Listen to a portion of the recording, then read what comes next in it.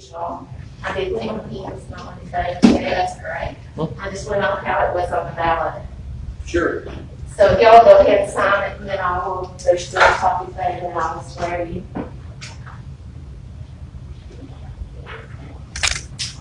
Say, Shelley. Yes. You good today? I'll do that. I'll do the day, y'all just leave. Oh, I have to do 3.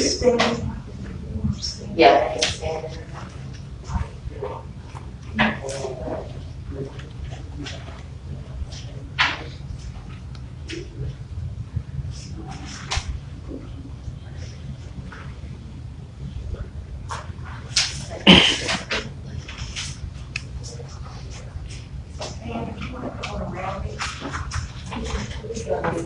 We have to get it up to him up there. I think that's how Miss Davis wants you to do.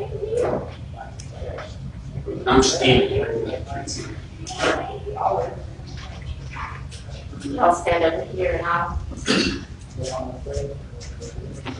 And since I've been affirming everyone since the virus, unless you have Bibles you want to do. And I think it's okay, let's just do that. affirming like I do, okay. If you will each raise your right hand, please. And if you will say "I" and then your name, and you say it together. Do you solemnly swear that you will support and maintain the Constitution and laws of the United States and the laws of North Carolina, not inconsistent therewith, and that you will faithfully discharge the duties of your office? And is this your solemn affirmation? I do. Now say "I" and then your name, please. Yes. Do you solemnly affirm that you will well and impartially discharge the several duties of the office of the Board of Education for the County of Graham according to the law, so help you God, and is this your solemn affirmation? All right, congratulations. I would shake your hand, but we can't.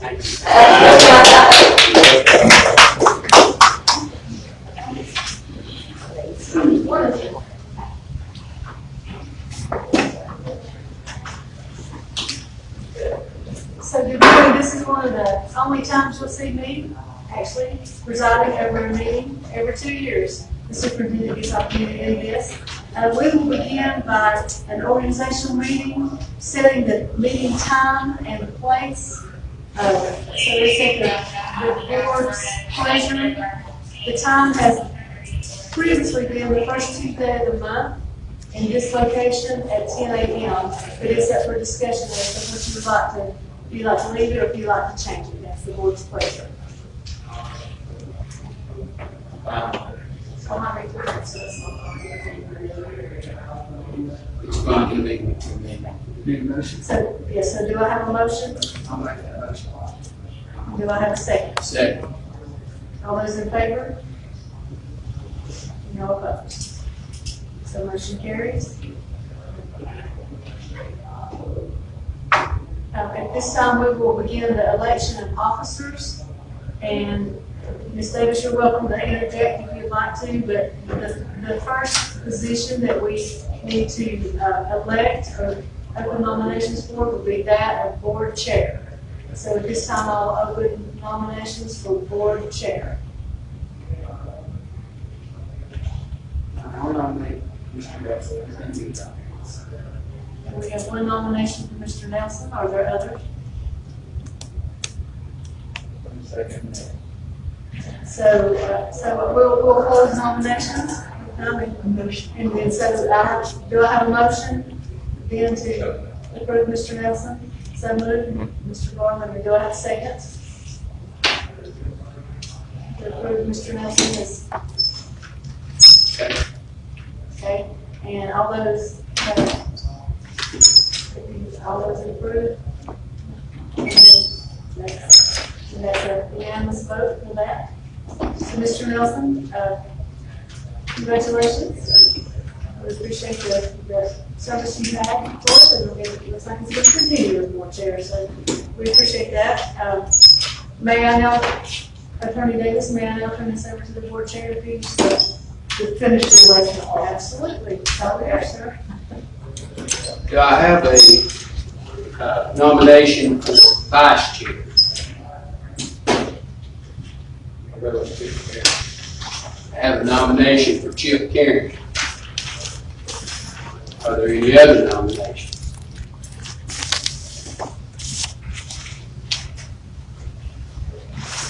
Do I have a motion to close nominations? And a second?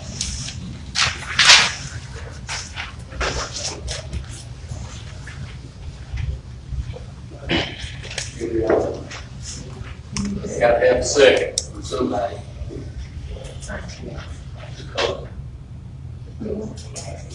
Second from Mr. Allison.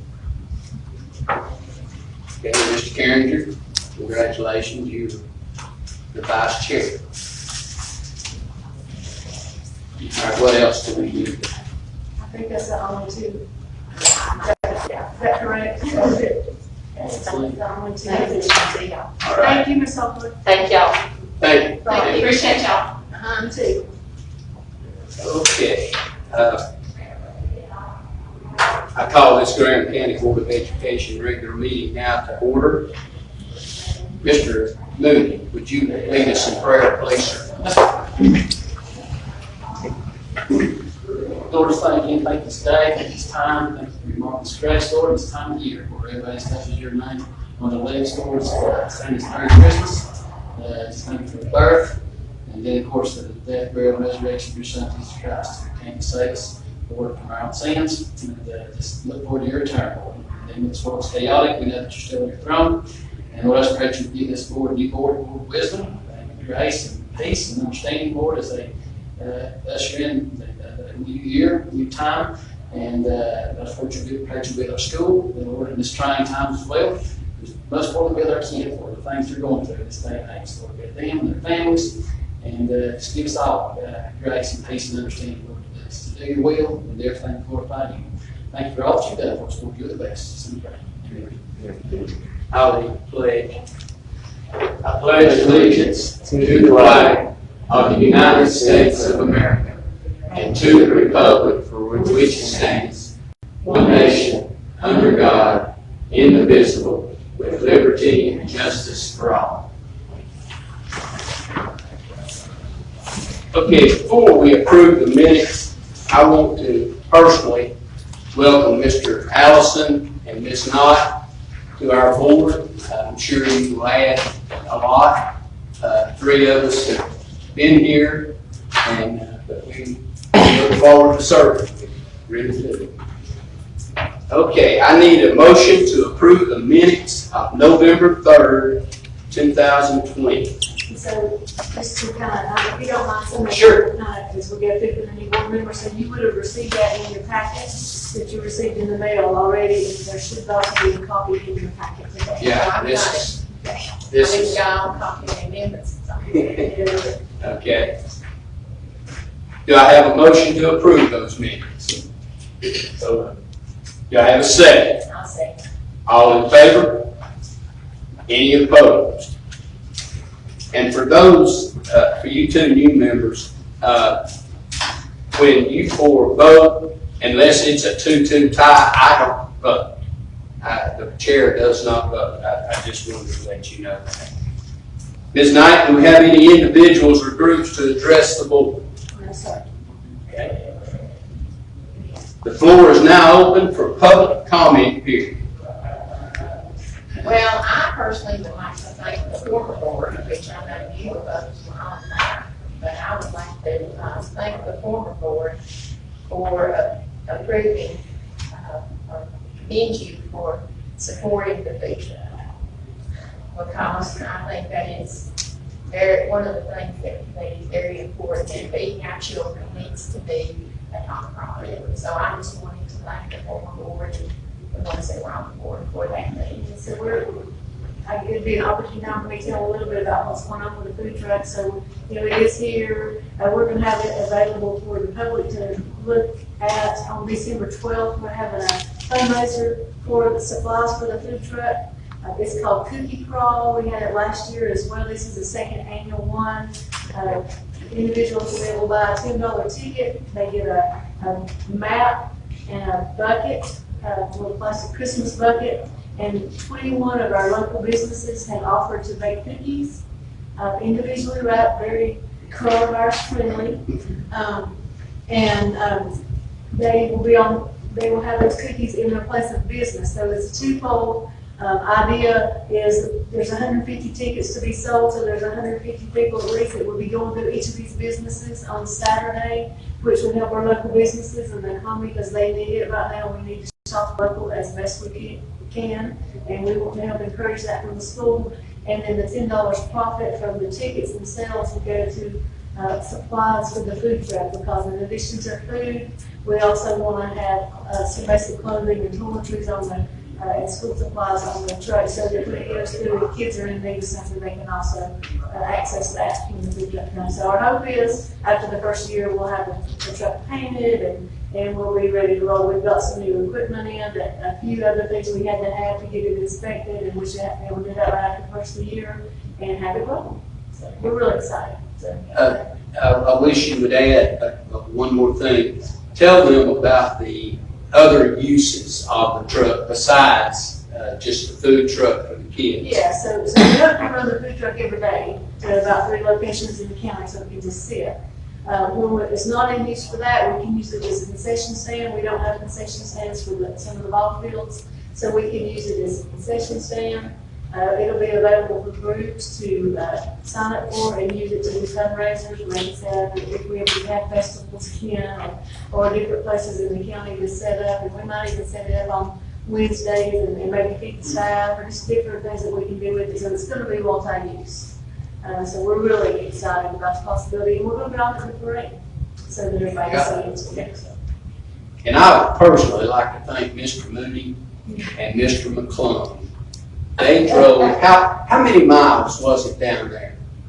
I've been there now. I know it's a long way. It's a long ways, almost to the Mexican border in Texas and back with Heard that. about that trip. You should have them for us sometime. Yeah, Probably not today. not today, but I just wanted to thank y'all publicly for going down there to get the truck. Because I know that wasn't easy. Because I was asked to go and I'm too old. I can't make trips like that anymore. The parade is December the 12th at 6 o'clock. What's that? The parade, the Christmas parade. The cookie crawl itself is December the 12th from noon until 3, and you can purchase tickets out front. So, see any of us, and we can help you with that. But we are excited about that. Food insecurity is something that we need to be very aware of as a board, and it's a real problem in our county, and this is a good way for us to help address that. So, exciting times. Thank you, Ms. Knight. Director and principal updates, just send whoever's ready to go. Was that a motion to close public comment? Oh, I forgot. I'm sorry. Do I have a motion to close public comment period? Do I have a second? All in favor? Mr. Allison. Any opposed? Okay, Mr. Matheson, you are on. Good morning. So at the high school, things are going pretty good. We start testing on December the 14th, and on the 14th and 15th, we'll be giving our teacher-made finals. And then on the 17th, 18th, and 21st, we will give our EOCs in Math 1, Math 3, and Biology. And we don't have any English 2 EOCs in the fall, so all those will be in the spring. Next week, we have Workkeys testing scheduled. It was scheduled for yesterday and today, but obviously we weren't in school, so that'll be on Monday and Tuesday of next week. And December the 10th, we'll be having a visit from the Appalachian State University College Advising Corps. Supervisors from App State will be coming to the high school to visit with myself and Ms. Sawyer and Sarah Cottle, our college advising person there in the guidance office. And talked to Sarah this morning, and so far she has connected with about 70% of the students there in the high school and about 20% of the parents. As far as the seniors she's working with, we've had 33 that she that she has confirmed that have applied for college so far, and 31 have completed their FAFSA. So they're doing pretty good as far as getting that stuff done. Needs to be a little bit better than it is, but when you only give them a couple days a week, it's very hard to get that stuff done. As far as me being the principal, I'm a little worried about the end of the semester coming up because student grades have again dropped. We're having major problems with getting kids to turn work in and complete assignments. And last week, well, the week before Thanksgiving break, we sent out about 200 failing progress reports. So that worries me. And, we need help. Our teachers are doing everything they can do, but we need help from parents and guardians to push kids to get this work done. And what we're seeing a lot of kids are doing is they are submitting assignments. So when the parent looks at their page, it looks like the kids turned their work in, but there's no work attached to it. So they're getting zeros for it. And so that's a real problem for us. And I'm really worried we're going to have a lot of kids fail classes for the first semester because of that. Volleyball and cross country have started up. And since the last board meeting, volleyball team's off to a pretty good start. They're 3-1 currently. They lost their first game. Now they've won 3 in a row. You can see a lot of improvement in them. We have a home game tomorrow. On Thursday, a home game on Thursday against Andrews, and then a makeup game on Friday over at Swain County. Cross country had a home event last week, and our runners are doing well, especially the boys team. They're finishing usually second or third, and we don't have enough girls for a girls team, but Ava Barlow is running very well and has been top 5 runner at the meets that she's been at. And we start basketball practice on December the 7th.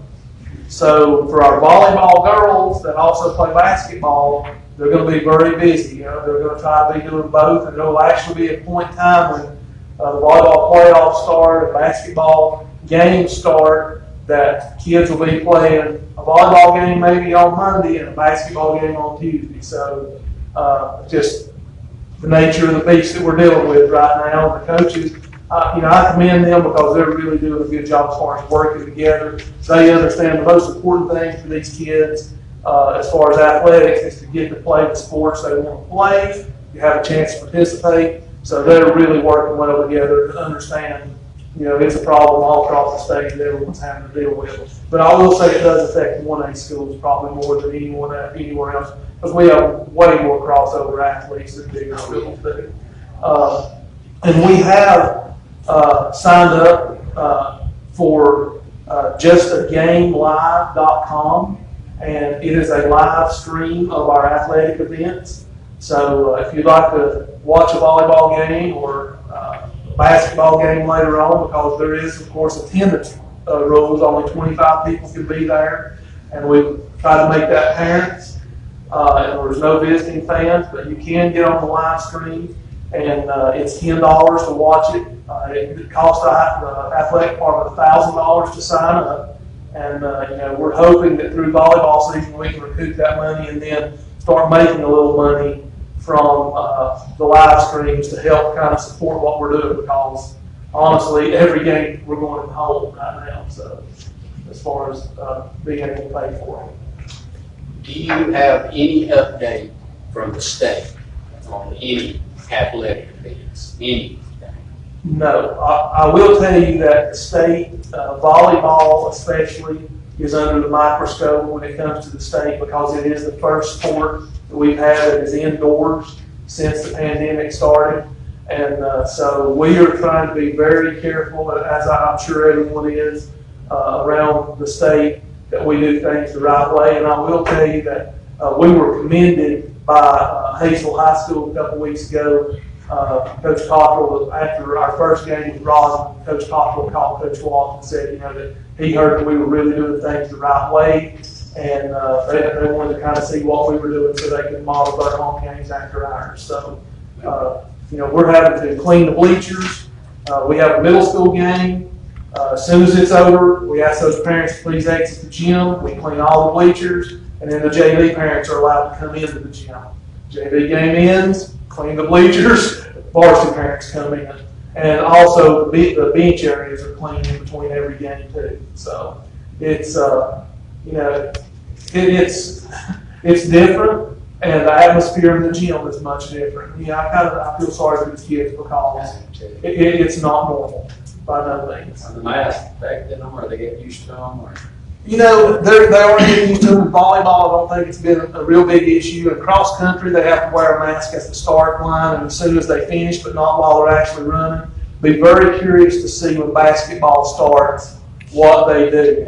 And I know there have been some actual studies done by several universities about how the mask affects students athletically and their ability to breathe and things like that. And a lot of the studies say it doesn't really have an adverse effect, but I can't imagine playing basketball with a mask on. I think it's smothering you to death.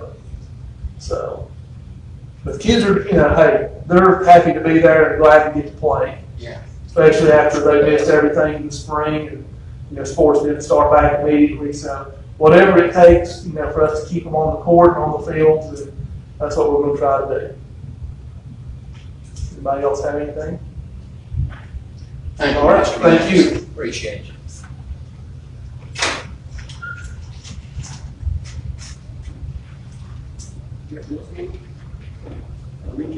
Miss Walsh is not here, so they're not here. Miss Walsh is not here. Okay. Unless they're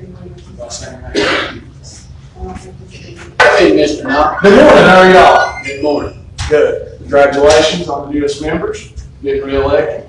Elementary school is going good. We're testing. First round of testing's come out. We've got data for that. With that data, we've been setting up interventions for students and stuff. So that's going well. The December 16th, we've got the Christmas extravaganza, if you want to write that down. So it's going to be fun. Will you tell them a little bit what that is? Sure. So in the past, we've done stuff in the gyms and in the hallways and stuff. It's been great. The community gets to come and get stuff and stuff like that. But this year, due to COVID, we're going to be outside. So we'll be down on the bus line. They'll get to pick up a meal at the cafeteria. I think we're going to have ham, mashed potatoes, a good meal for the kids. And then they'll go down the bus line and get stuff and get to see Santa Claus and get cookies and stuff like that. So we still feel like we're going to have a good evening, even though we're going to have to do it outside. I had some employees yesterday say, "What if it's cold?" And I said, "Well, I've got a lot of North Face and Patagonia stuff." So you just got to dress more. They'll be under a covered walkway. They will. So It's space heater. we'll get some space heaters and stuff. Absolutely. So that's from 1 to 8. Yeah. And then what day? December 16th. It's a week. It's a As remote. students come through, they'll go to their grade and get some sort of holiday instructional activity, because it's sponsored by Title I. Yeah, I've heard some teachers going to do scavenger hunts and stuff like that. So it will be educational stuff that will be being And that's done. just for the kids. Yes, but I mean, if they've got siblings, we're going to make sure their siblings have got stuff too. Yeah, there'll be booths They'll be for them clean, right. as they go through. Yeah, we kind of like the trunk or treat somewhat, but we're not going to stop at every one. And we're actually going to have the food truck at the end there too. We're trying to get that out, and we'll be giving out that cupcakes away. They're gonna do that under the cover going along. Yes, the bus line there on the way back. So, and then the 4 days a week has been awesome. Our staff and students are really happy. Our staff says that students are making way better progress being here 4 days a week. So I appreciate y'all allowing us to do that. So, y'all, that's about it. It's elementary school. We're just excited about Christmas. Anybody have any questions, Mr. Knott? I'm not as long-winded as Mr. Madison. So. Thank you, Mr. Knott. All right, thank you. Appreciate you. Absolutely. Oh, I mean, Miss Hooper said congratulations too, but she couldn't be here. She had to take her son to the doctor. So, yes.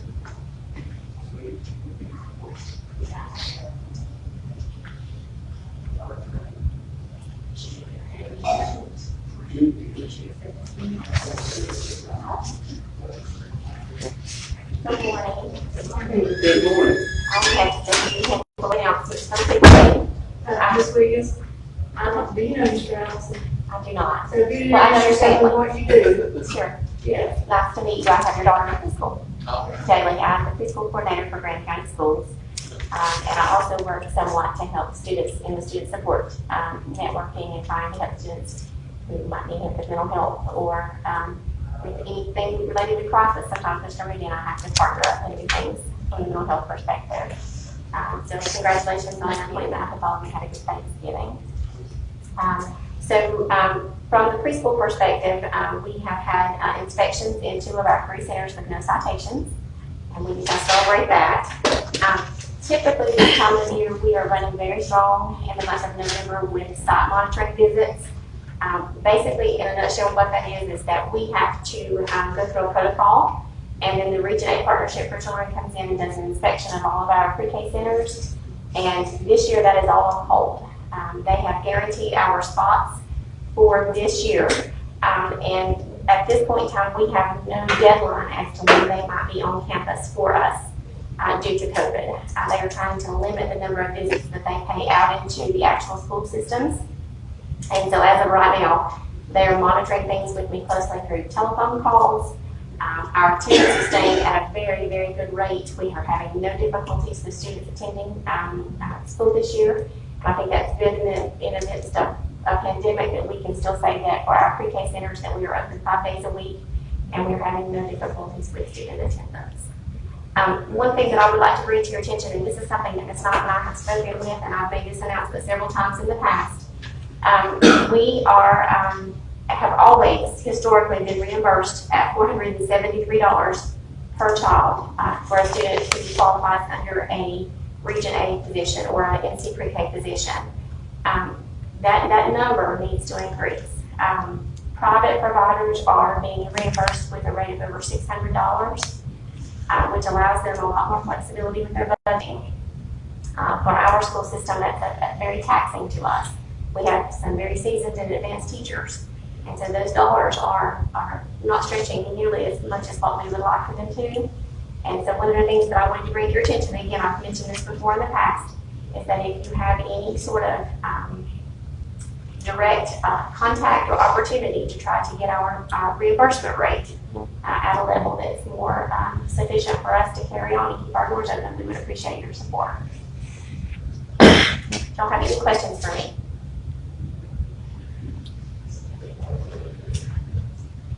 Thank you. Thank you, Ms. Wiggins.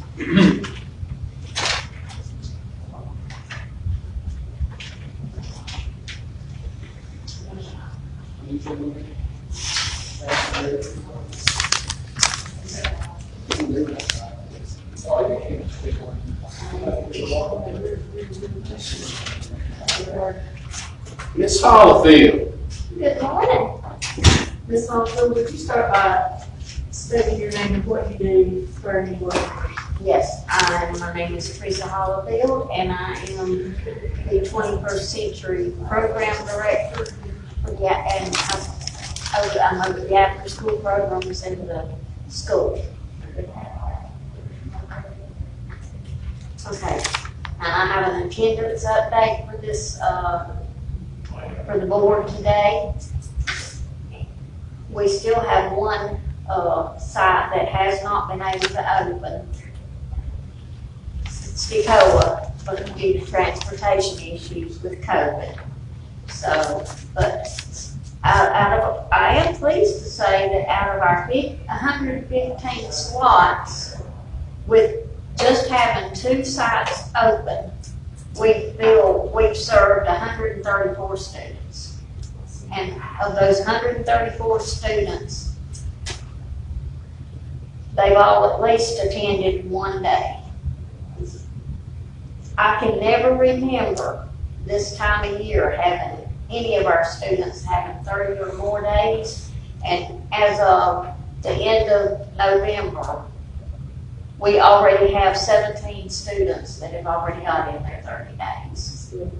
So, and I just wanted to update everybody a little bit on what's been going on in the after school program. In November, we held a pumpkin contest that the students decorated, and over at the middle school we had 4 that won prizes, Cole Cobbin got Best Overall Pumpkin, Matthew Phillips got Most Unique Pumpkin, Alex Presley got the Spookiest Pumpkin, and Oliver Bentley got the Cutest Pumpkin in the Patch.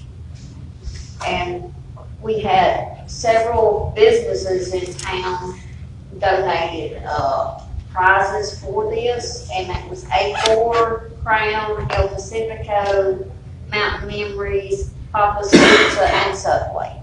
They donated prizes for our pumpkin contest. And we wanted to give them a shout out and thank you. And we have upcoming in December, well, I do want to take one.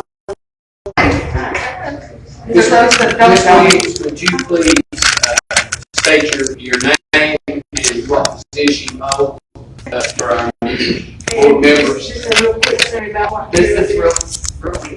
Hi, I'm Francine Williams. I'm the coordinator for Gear Up, which is a federal grant that we have been fortunate enough to receive and renewal.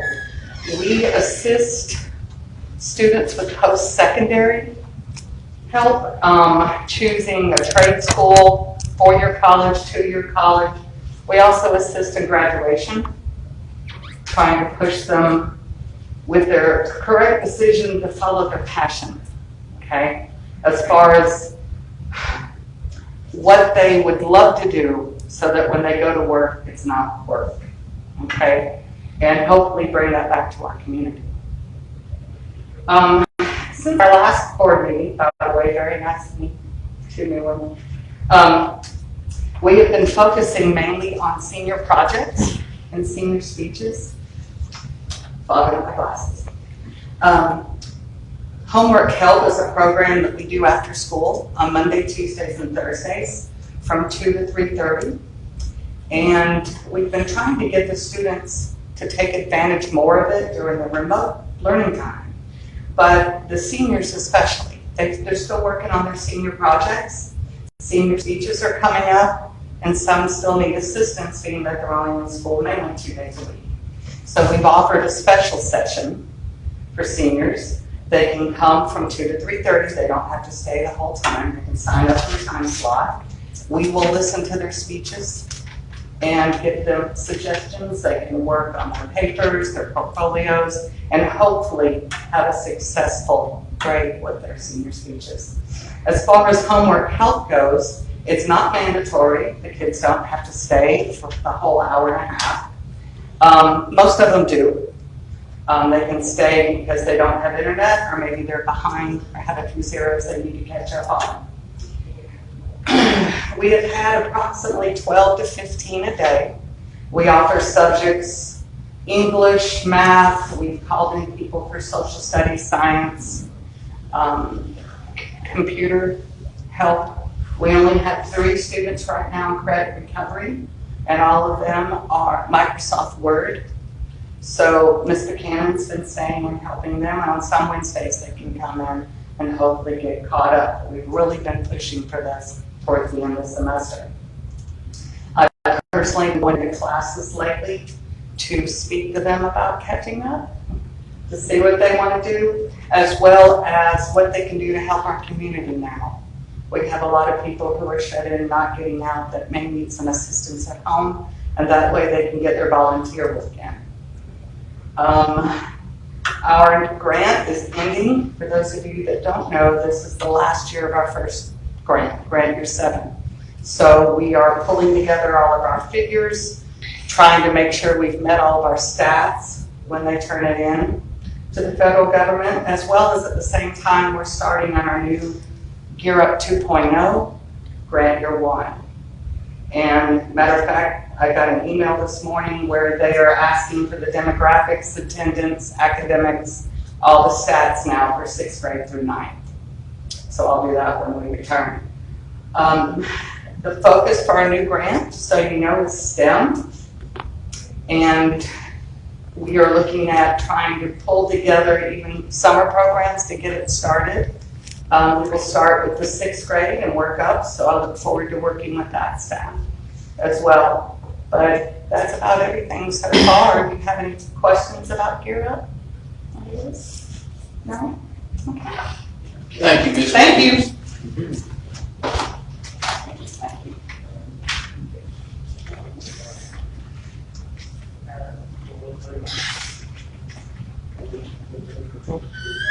Come in, Mr. White. Good morning.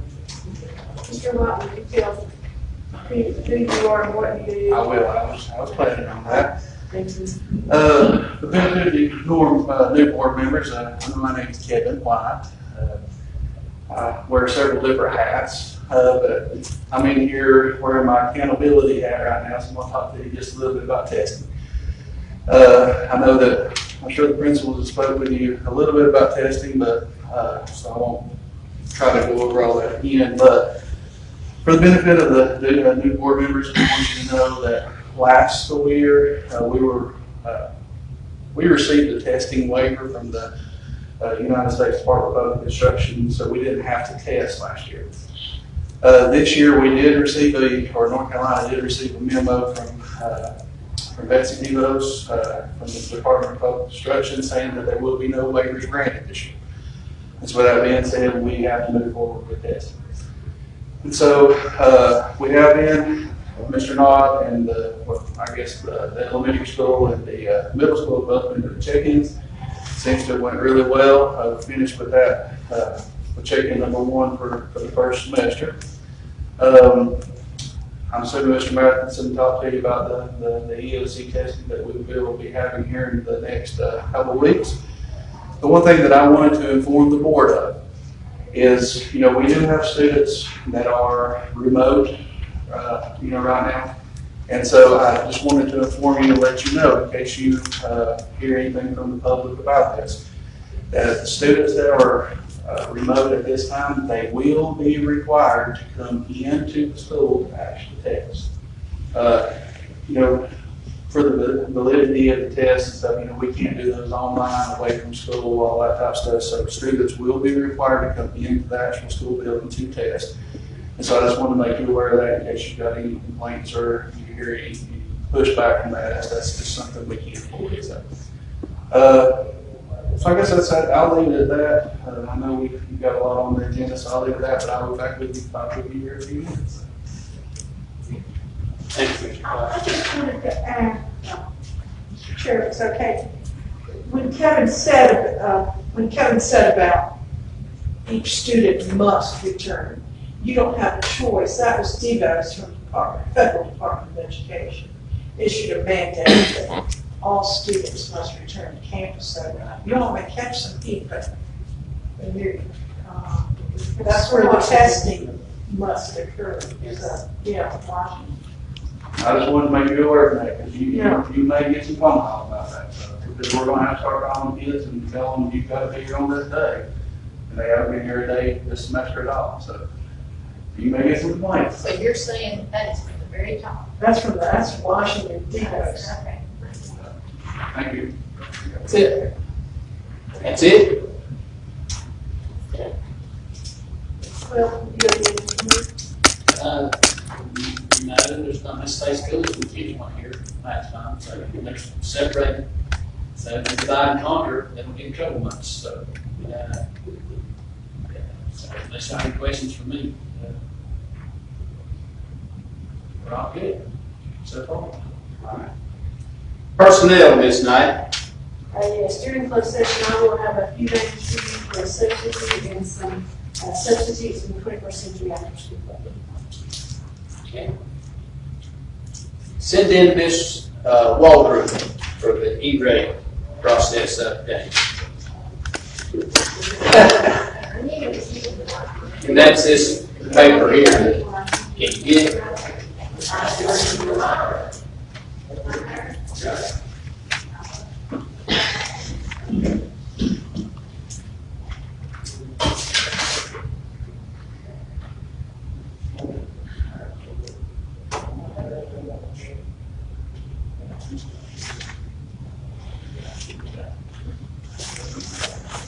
She's coming in, there are a lot of big, particular high schools downstate that have done remote learning all year. Yes. We're gonna have fun, ours. I'm thankful for where we're at.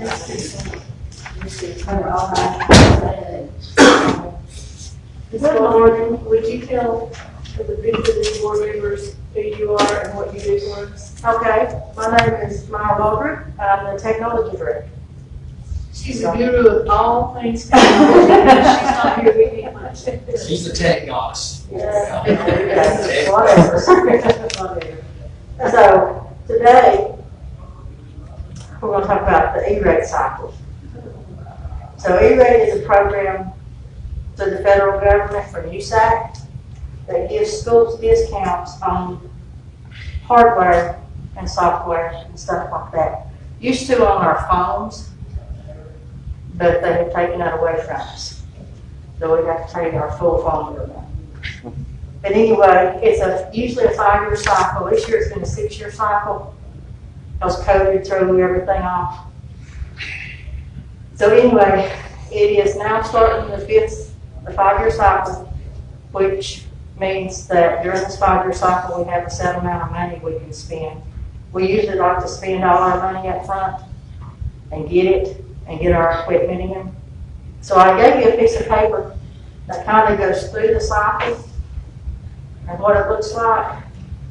So starting used to starting in August through September, we would have to go out and figure out what services we wanted to have funded and everything, and then start our own RFP or bidding process and find companies to offer us these products. Now we don't have to do that, thank goodness. The state took that over. So in August, well actually last year, year before last, they started the cycle and they have signed master contracts with over 200 vendors for the school systems in North Carolina. So now what the school systems have to do is we don't have to do the Form 470, they did that. That's a USAC form. And the competitive bidding process. So now what we have to do is we have to do walkthroughs. It's that time of year. Actually, it should have been done back in November, but everything's been crazy. So we do walkthroughs and we figure out what equipment do we need. So this year, what we're looking at doing, of course, is adding more switches to our switch closets. Hopefully more fiber to some of the buildings that we don't have hooked up to fiber, and changing out the wireless access points, which are still good, but after 5 years, we can lose them and use them somewhere else to put new ones in the classrooms. Now, we'll probably be able to do all of them, but we'll be able to do a majority of them. So we have done our walkthrough and we're making our list of what we want to do. And once we get that done, I will start what is called a mini bid process. So I'll take this list of 200 vendors and I'll figure out which ones offer Cisco, and I'll send them a letter and tell them what we need, and they'll send us back little mini bids. Or pulling cables, or installing fiber, and get that process done. Once I send those out, which I'm going to try to get that done this week, if I can get my list compiled, we have to wait 28 days. That's a USAC rule. And then we can go through the mini bids, which I'll go through with Ms. Knight and Lester, pick out USAC, so you have to pick out the cheapest, but you can do a bidding matrix and figure out who is the best. And we'll figure that out, and then we will start, that comes down into the 471, the Form 471. Once we get the mini bids done and figure out who we want, and Ms. Knight and Lester sign off on them, we either sign agreements, hopefully by February, into January. And some of this may involve coming back to the board. Yeah, and more than likely it will, because this year, if you'll look at the bottom, that's our projected budget for this upcoming cycle. And it's based on school and the total. So if one company can offer the access points and the switches and the fiber pulling and installing the switches, then you're gonna run over $100,000. You see what I'm saying? So you will probably have to come back before the board, and I've got to try to get that done by February board meeting. And the reason is that USAC then will open up what is called the 471 window. It's just another form, and it lets USAC know, okay, this is the vendor we want, this is who we're going to sign a contract with or have signed a contract with, but it has to come before the local board before we can do that. And that's usually January, February. So hopefully by the February board meeting, we'll have it back to y'all. That's who we're going to use, and this is why, and get it approved. And then I have to fill out a 471 telling USAC this is who we want to use. This is who we're going to go with. And then it goes through a PIA review. So USAC will review it. This can take a month. This can take 6 months. Hopefully they'll get it done quick and everything. Once that's done, if they approve it and we do all our adjustments, no, we don't need this, we'll do this, then they send us a funding commitment decision letter. And then we fill out a Form 486, letting that vendor know, hey, USAC approved this, we're going to use you. Now, the state usually drops our money in August, so into PRC 73. So that would be August of 2021. Because the service agreement, even though we started a year ahead, is not for, it's like from July 1, 2021 to June. See what I'm saying? It's that fiscal year. So it'll be next fiscal year before we start. So even though I would like to have it ordered and have to put in this summer, it'll be after July 1 before we can order anything because of the way the fiscal year falls. And then the state won't drop the money till August. And so it'll be a process. We'll just have to pick days through the school year. We have to get it all installed and all working before the end of the fiscal year. So actually we've done pretty good this year since the COVID and everything, because our discount rates is based on our school lunch program. And we usually run about 8%. We usually get a discount of about 8%. This year though, since everything's got so messed up, they're letting us use our school lunch program data and our ADM data from year before last. And we use it 2 years in a row. So the state is averaging out, it looks like about $167 a head per student, the way it falls. And so that gives us a pretty good budget for the whole school system at $199,000. Roundabout. I can't go over that. If I go over that, then the school has to pay for it. So I'll have to keep it a little bit under that, the best I can. And I know it sounds like a lot, but when you start putting in $5,000 switches for a whole school system, in every building, it's really fast. Or $200 access points in every classroom. It really won't buy that much. It really doesn't buy that much, but it buys so much more than what we can do on our own. So, you know, if you have any questions, Ellen gave me a new copy of the bidding process and everything. And, you know, any questions? It's confusing and it's a lot more complicated. I hope to dumb it down, but I mean, to make it simpler, but I don't know. Ms. Wonder, can I ask a walkthrough on the needs assessment? Okay, I have an engineer that we contract with that comes in and me and him walk through and we look at everything. And then I talk to Randy and Cullen, you know. So the last cycle we put in, all access points in all classrooms.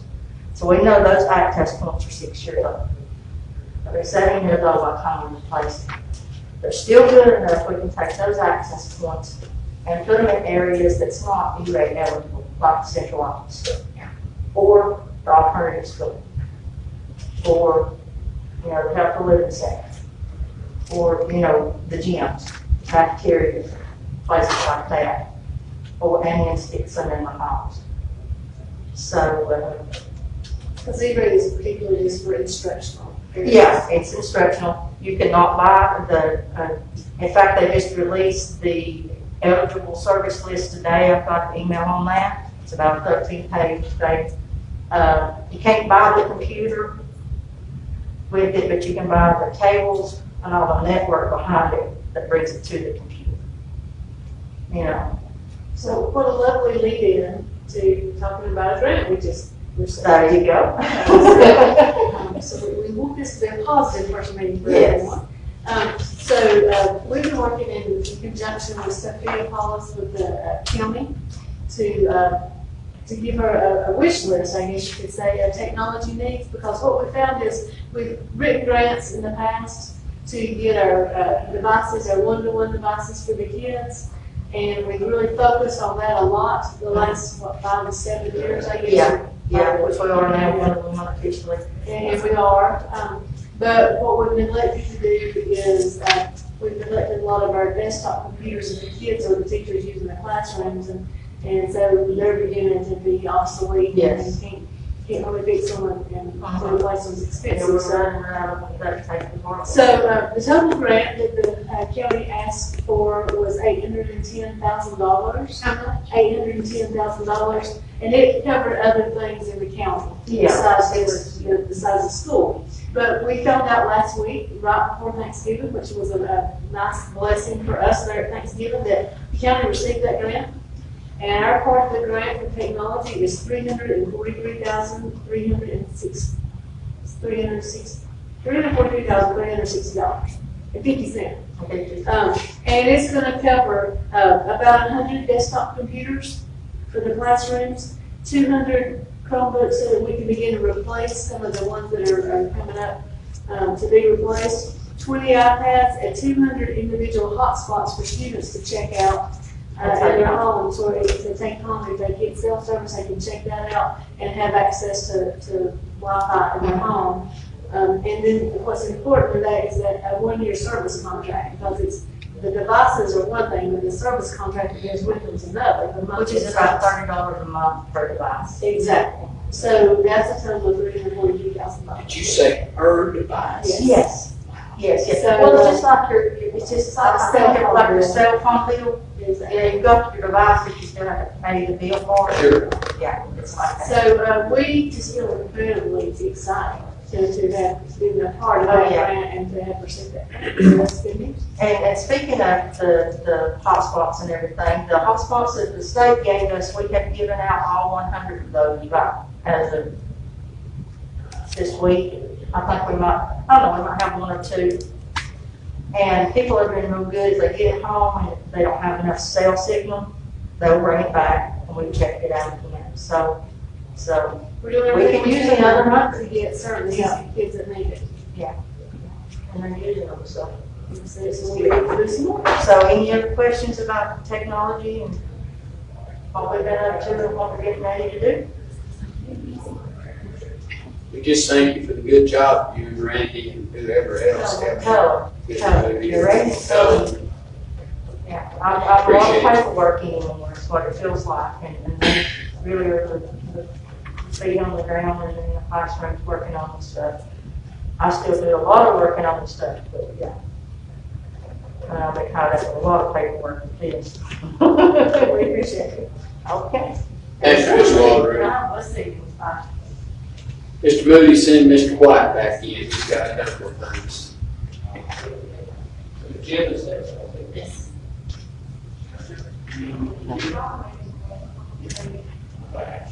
He's going to talk about the RMS Construction update and the facility needs survey. All right, I'm back again. Different hat on this time. We'll talk to you in just a minute about the new construction that we have planned over at Millisville. Just a little update for you. On November 19th, we actually had a bid opening plan. Actually ended up not having enough bids submitted on that day to open. So we only had 2 bids submitted. So we had to give it a little more time. We had to go another 10 more days, and that turned out to be yesterday. And so yesterday, basically like deja vu, we had the exact same people in the room, and we had exactly 2 bids. So with that being said, yesterday we did open 2 bids, and so I guess that kind of brings it, and I'll let Ms. Knight talk about the bid. Yes, so just to remind some of you and to share with some of you new board members, we received a grant in 2019 for a capital needs grant in addition to the middle school for 6th grade 1. The grant amount that we received was $4.266. Yes, $4,266,000, and that was a matching 75% that came from the state, and another 25% came from local government. So it's been a long process, and then bids have just now come in for that. So yesterday we had that bid meeting and opened 2 bids. The 2 bids we opened, and Ms. Beasley, I thought this all for you. So we opened 2 bids. The first bid was from Rms Constructors out of Asheville. That base bid was for $4,539,000 with an alternate 1 bid of $8,300. That was, and the alternate 1 is additional things that, in addition to the base bid, that we could add that we don't necessarily have to have it there, or they could be bid separately. So alternate 1 was for filling in around the window for a CPU classroom, $8,300. Alternate 2, $50,000. That was for a mechanical screen around the top of the building to kind of hide some of the heat and air units and those kind of things. Alternate 3 was for a metal storage building. The metal storage building the storage building's in the back there now, the middle school, that belongs to carpentry, and all the mechanics have to be moved for us to put the new building in. So alternate 3 was to put a new metal storage building in, and we anticipate putting that at the end of the baseball field parking lot right there adjacent to the bus garage. So, and that alternate bid was $122,000. The second company that we opened a bid for yesterday was Western Builders of Silva. And their base bid was for $4,142,000. Alternate 1, $6,500. Alternate 2, $59,300. And alternate 3, $87,000. If in your head you've been doing numbers, you know that all of those, one's kind of right at our capacity and the other is over. What is not considered in these base bids are any architect fees and any remodeling fees, because there are some remodelings to the existing building that has to happen. That cushion that we need for those are somewhere around $800,000 to $1 million, so really these come in essentially $800,000 to $1 million over what we had anticipated. Part of what we think that is because when we asked for the grant in 2019, conditions were a little different. Educational buildings were being built for somewhere around $250 a square foot. Now that's moved because of COVID and hard to get supplies and people to work. That's really kind of cranked up to about $275 a square foot. And that's essentially the difference you see about in the price. So my recommendation to you today is that we enter into negotiation with Western Builders to look at being able to negotiate that price, so that was the lowest price, and look at if there's anything that maybe we can drop from. I mean, we don't have very many grills in the plan, but there are some things that we could probably redesign and get the cost down. But my recommendation would be you allow myself, Mr. White, and probably with Attorney Davis to work with the architect and Western Builders to negotiate a price and come back to you later with the negotiating price. So, if that would be your will, or, we're recommending further discussion. Anybody got any questions, want to discuss this anymore? Because I will have to ask for a motion. Well, and I will tell you that, you can accept or reject it at that point. We can always put it back out for bid, to try to get more. I think right now contractors are very, very busy, and really flexible, and there's not a lot of people in this area to bid on such a huge project. But you would have, even when we come back, when we renegotiated the bid, you would have an opportunity to accept or reject it at that time. Do I have a motion to allow negotiation with Western Builders on the prices that this night has given us? Do I have a second? Second, Mr. Allison. All in favor? Any opposed? Okay. So thank you. So the plan from this point in will be to work with the architect. Justin Moreno was here to represent the county government yesterday as well, so we'll be working, they'll be a part of the negotiation process as well, because they are actually providing the match. So he's helping with some of that as well. So we will keep you informed, and y'all are all very welcome to be a part of the process if you want to be. If you want to be, let me know, and you're welcome to sit in.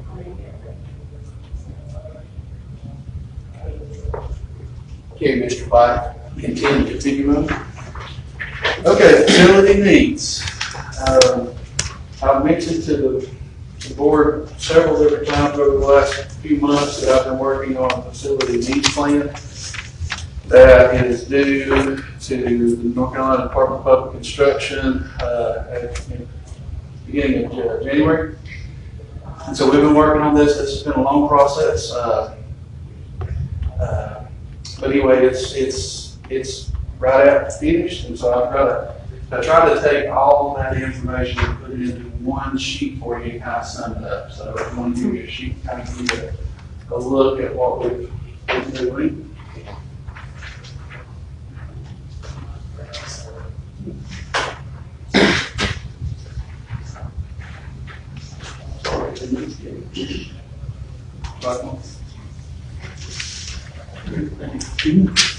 Okay. Now first, let me mention to you about the capacity. In the instructions to the form itself, the instructions tell us to go ahead and include any plan or any construction that is currently in progress. And so, since we are in kind of in between those two, we're planning. So I went ahead and included the new middle school addition into the capacities. And so with that being said, the capacities are based upon our Ronsville Elementary School will be pre-K through 5. 6th grade has been moved over to the middle school, so the capacity for the middle school is 6, 7, and 8, and then the high school, of course, is 9 through 12. So I just wanted you to understand that in the capacities, I did include the 6th grade over at the middle school.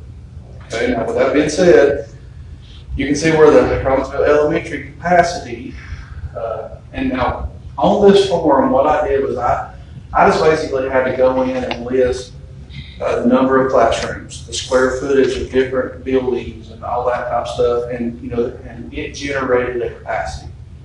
And so with that being said, the capacity of the elementary school is 589 students.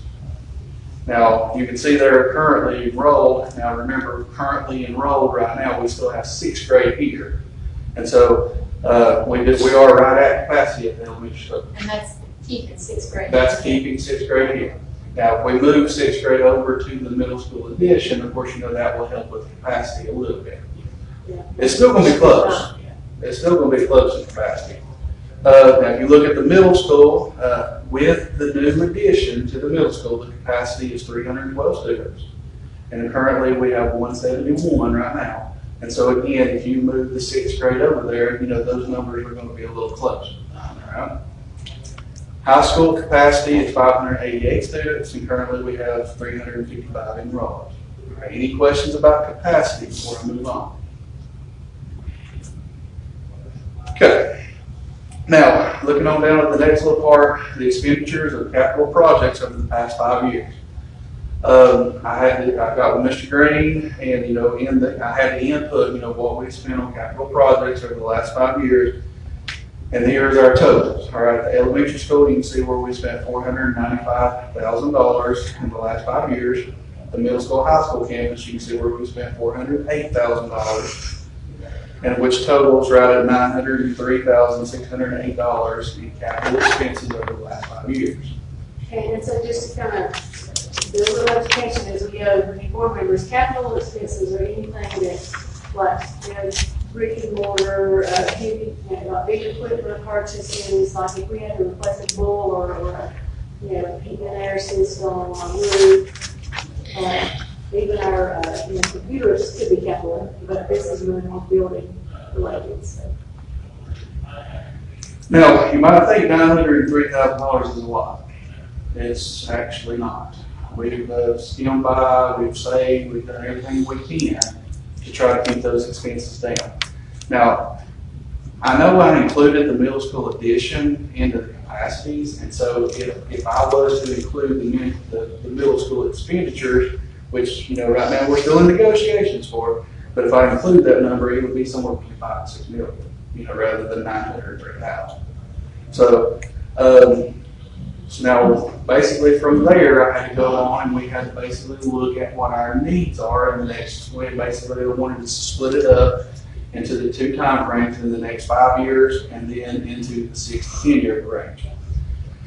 And so a team consisting of myself, Ms. Knight, we had principal input, we had maintenance input, we had several different individuals that have helped us with this. And so you can see right here now we're in the 0 to 5 year plan. Now you notice for the Robbinsville Elementary campus, I have renovations and additions totaling $5,882,000. That really, if we're, I do know that we would really like to see a new elementary school soon. If we're going to stay in the building that we're currently in right now, there's going to be some things in the next few years that has to be done. Yeah. So realistically, if we're looking at a new school, if we started today, it would be more than 5 years before it would ever come to fruition. I'm going to do school bonds and all of that. So realistically, it's more than 5 years down the road if you started today. And so, anyway, where that $5,882,000 comes from, I just want to kind of give you some ideas. We're going to need to replace the roof on the primary building. We're going to need to replace the roof on the 4th, 5th, and 6th grade halls. That would be somewhere around $600,000 just to replace the roof. I know Ms. Knight mentioned earlier about the boilers and things such as that, but we're still on the old boiler heating systems. Or maybe you mentioned that yesterday. Well, so the gist of that is that their elementary school is powered by a boiler system that's under the gym, the old rock gym. And that heats the whole school. So it has to start there, the heat has to travel, if it does not right, Mr. Andrew, has to travel all the way to the outer reaches of the school. So like yesterday morning when we didn't have power, we didn't have heat. And it would have taken probably till time we left yesterday to get heat to travel all the way through that building. It needs the water that circulates, right? So it's a dinosaur, and really it needs to be. And so to replace that boiler heating system and go to like central split, central air, central split units, thing like that would be around $1.7 million to replace that. Of course, over the course of the past 4 or 5 years, maintenance has been working to change the lighting in the school system, over to LED lighting and things such as that. But now, to finish that off, that would be somewhere around $475,000 to get that finished. The restrooms, if you've been in the elementary school, lately, the restrooms there desperately need a remodel. We need to replace lots of things, toilets, all that stuff. So we're looking at right at $100,000 that needs to be spent just in the restrooms. Desperately, a huge desperate need of both campuses actually is storage. We have nowhere to put anything that we've got. You look at the old rock gym up there, you go up underneath that right there. I mean, it's just absolutely crammed full of stuff from floor to ceiling, and we desperately need some storage around here. And now, yes. And now, again, let me give you, I forgot to mention this earlier, but these numbers that I'm giving you, where these numbers right here come from is like, going back to replacing the roof. All I had to do was go in there and figure out the square footage of each individual place that we needed. And I put in the square footage, and then it automatically generated a cost based upon, what the going rate, I guess, would be. And that way it's consistent with all these need surveys across the Yes. state. And so, so what I did was I put in a 1,000 square foot storage building. And so, I put in that 1,000 square foot, and it automatically generated a price, which I think we could actually do this a little cheaper, but the price that it computed was $379,000. We need a walkway, a canopy, and our walkway canopy to the outdoor classroom. That would be a cost of around $24,000. The walkway down to the playground, it's not in real good shape right now, and we really need to do some work on that. So we had about $25,000 in to do some maintenance there.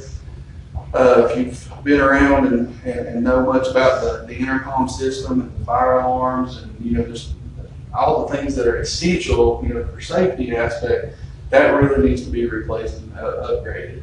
And so to replace the intercom system would be around $110,000. Need to install repeaters in the elementary school, for safety reasons for radios. They can make an announcement on a radio in certain parts of the campus you might not be able to hear, and so to upgrade that would be around $50,000. Now remember, all of this is based off the fact that the 6th grade has moved to the middle school. So we would need to turn the 6th grade classrooms into kindergartens, 1st grade classrooms, 2nd grade classrooms, which is a much different setup than what it would be for a 6th grade classroom. And so we would need furniture, equipment to turn those classrooms into 1st, 2nd, 3rd grade classrooms, which we think would cost us somewhere around $633,000 to do. If you look at this routine painting that's done every year, that's $149,000 over the next 5 years. Contingency fee, design fees, with all that included. One thing I do want to pause and mention here on the elementary campus, that's something that is the immediate need, has to be done right now, is, I don't know if Mr. Matheson has spoken with you in the past 4 or 5 months since we found this out, but the football field lights are going to have to be replaced.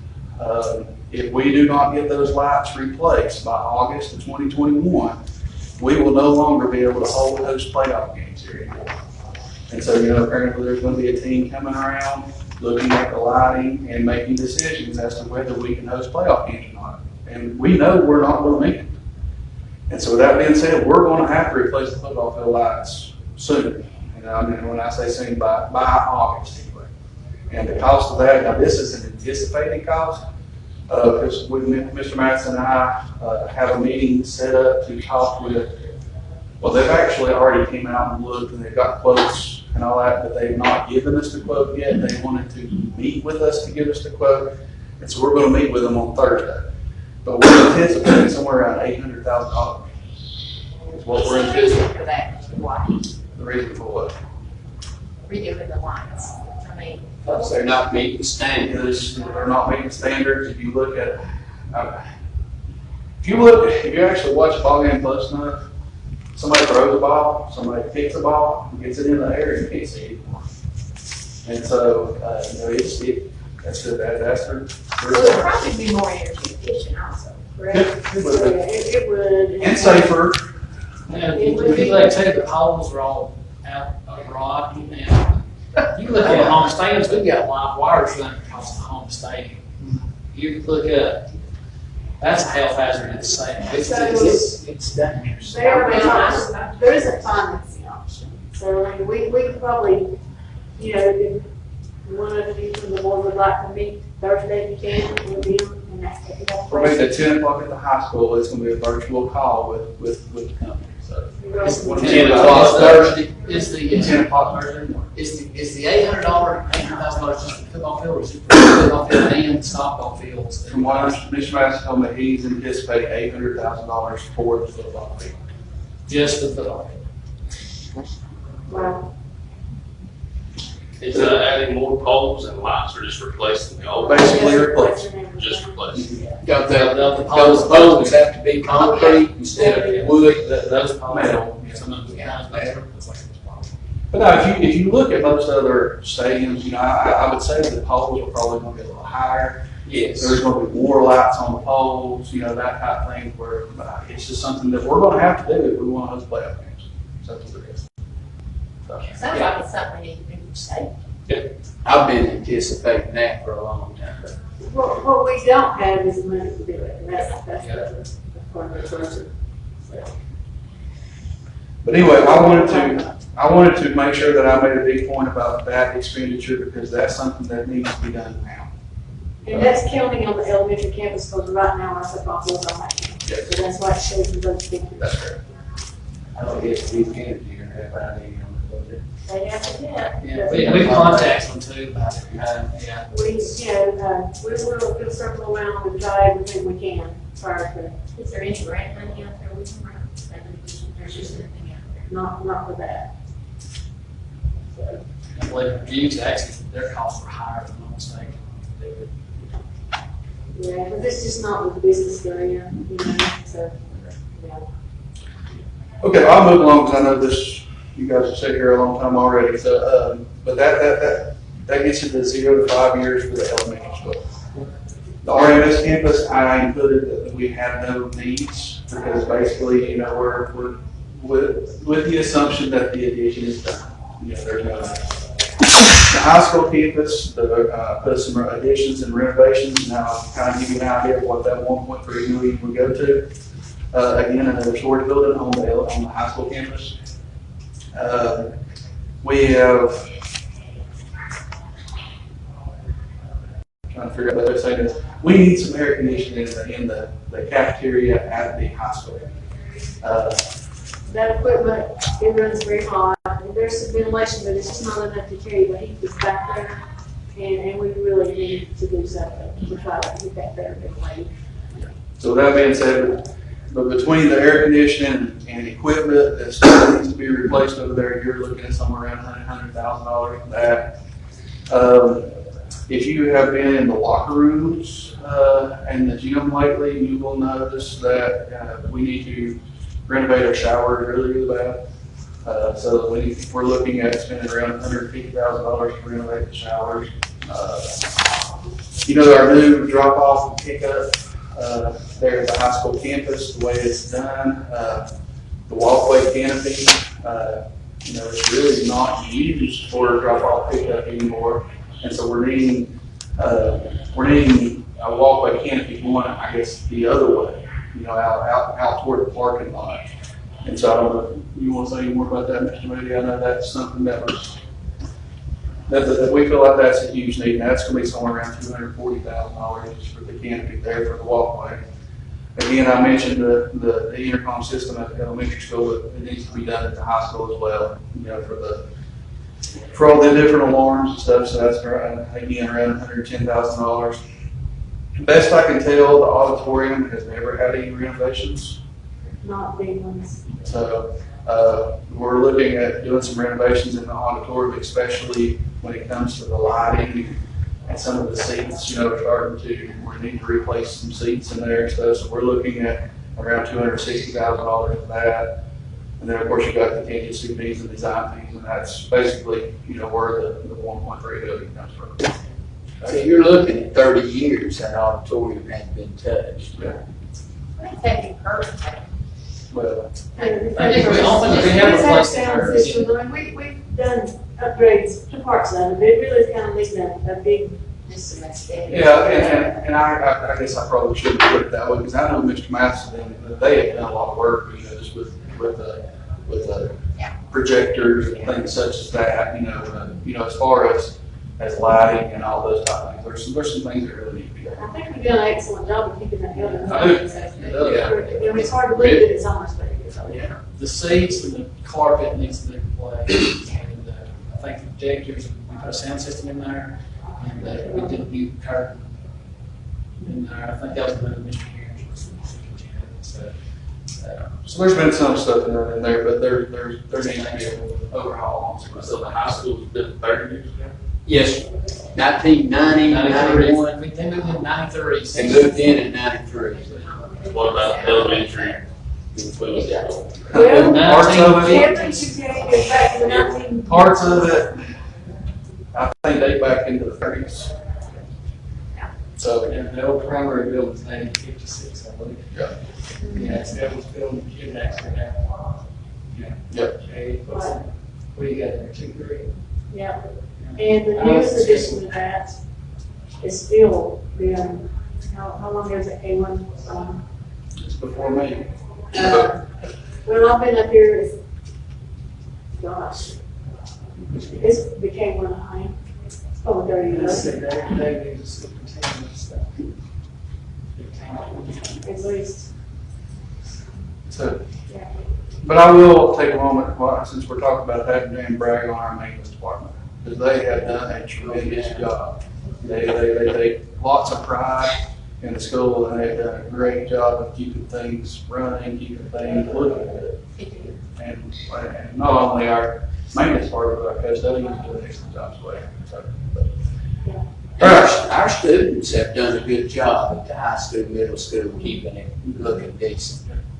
I mean, there's no lockers tore up and that kind of thing.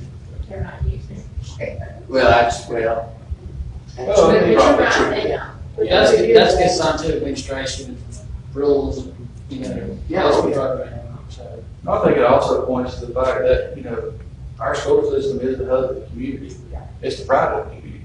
And, I mean, so I'm sure kids hear from their folks, that this is something we take care of. And so it's good. All right, we'll move on to 6-10 years. All right, we know eventually we're going to need an elementary school. And so if you look at that, a couple of years ago, we did kind of draw up some plans and just kind of take a look, see what this might cost us type thing. If you'll notice there, the 6-10 year plan, a new school totaling a little over $33 million. What that entails is a 99,865 square foot building for pre-K through 5. It would be basically a 2-story building. In that 2-story building, the construction cost for the building itself would be somewhere around $29 million. You'd have furnishing and equipment somewhere to $2.5 million. And of course, we would have to acquire some land somewhere in order to make that happen. So I just kind of estimated this. I have no clue if it's right or not, but I put a $2 million price tag on just getting land. And so anyway, there's where that $33 million comes from. Okay. Now, with that being said, again, in the middle school, we're assuming they've got their new addition. Hopefully within 10 years, there won't be a whole lot needed, so I put none needed. Now, at the high school, notice I put an addition there totaling $6 million at the high school. Well, the reason I put that $6 million there is if we are in a new elementary school, which is not sitting right here, we're going to have a new football field somewhere. And so basically that $6 million right there would be for a new stadium. And now that stadium would include around 2,500 home seats, around 1,000 visitor seats, a press box, a artificial turf playing surface with a drainage system in it, stadium lights, utilities, parking lots, equipment, scoreboards, furniture, food service equipment, a new rubber asphalt running track, all that type of stuff. And basically, you add all that up, it's going to be somewhere around a $6 million project. It's kind of like what we've done the last few weeks. It's kind of like create your own Sears wish list. Yeah. Well, yeah, myself, right? But it's a wish list. But we do have to spend something, because down the road, if we're gonna pop these construction grants and school bond, you have to have something on file. And looking at the past facility needs plans that have been submitted, I think the last time it was done was before me, like 15, 16, something like that. But you can look at all the different counties and basically, you know, what they're asking for in additions or new schools or renovations and all that kind of stuff. And these numbers that you're looking at are very comparable to what basically everybody across the state is essentially asking for. So, actually probably on the low side, because you look at some of these counties like Mecklenburg, I mean, their numbers are way going up there compared to what ours would be. But anyway, that's the facility needs survey, and I do have a certification page on here that I will need the chairman to sign on, and basically it just simply says that we do hereby certify that the needs identified here are a true representation of our situation. And so I will leave this with Ms. Knight. It doesn't commit us to any money. It just makes us to saying. This is what the situation in Grant County looks like. And so here's the certification page. I need to sign it. And we will also need the chairman of the county commissioners to sign as well. And so something that we will talk with the county commissioners about. We need to go make a presentation later or whatever. Any questions for me about the facility needs survey?